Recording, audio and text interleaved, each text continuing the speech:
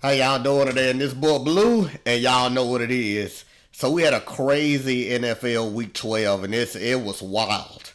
So let me get into it by saying that the Chiefs beat the Indianapolis Colts when they had an 8-2 record this Sunday.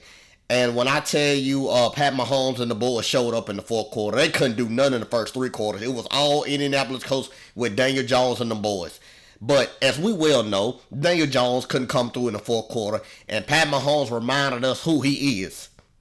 At the end of the day, Kareem Hunt was nothing but phenomenal. Nothing but phenomenal. So I got to give the Chiefs credit is due beating the Indianapolis Colts because that was a make-or-break game for their season. Because if they would have went 5-6 for the Kansas City Chiefs, woo, they would have been in trouble. They would have been in some trouble, okay? And y'all know what it is. So we had the Cowboys beat the Eagles.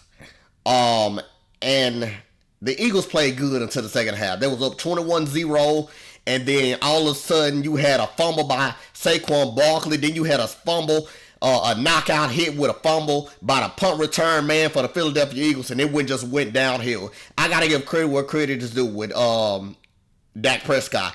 Dak Prescott and George Pickens showed up. Now, I don't know what CeeDee Lamb was on today, but he had multiple drops. I'm talking about balls hit him right in the hand. Multiple drops. But the Cowboys showed us that they still the Cowboys on offense. The defense showed up in the second half. I couldn't believe what I saw today, and it was surreal.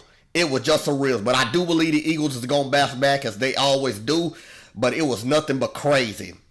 Now, everybody know that I got to get into my Green Bay Packers. My Green Bay Packers beat the Minnesota Vikings with J.J. McCarthy. He got sacked 5 times by the defense. 5 times by the defense. When I tell you the defense for Green Bay is on one right now, they is on one. They right up there with Houston Texans on the defense side of the ball. But let me get to the offense. The offense was decent today with Emmanuel Wilson balling with 100-plus yards on the ground with 30 touches on the ground too with Emmanuel Wilson. But I still want to get into Matt LaFleur's ass. You got to score more than 23 points against the Minnesota Vikings. You got to score more than 23 points against them. We should have hit them with some knockout punts. I don't understand. I know Jordan Love was hurt with a little shoulder injury, but at the end of the day, you gotta throw the ball more downfield. You gotta throw it downfield. It just don't make no sense sometimes with Matt LaFleur. But at the end of the day, I wasn't pissed off of what they had to do today for Green Bay. I'm glad that we got the win, and now we on to Detroit on Thursday for the Thanksgiving Day. Okay, y'all. So I want to get to the Rams.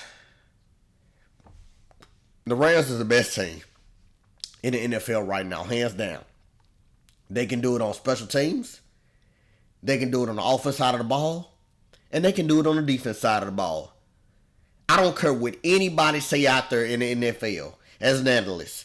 Boy Blue is right. The Rams are the best complete team in the NFL right now. Both divisions. Both of them. I believe if the Rams keep playing like this, they will go to the Super Bowl with Sean McVay. With Davante Adams still the best receiver in the league right now.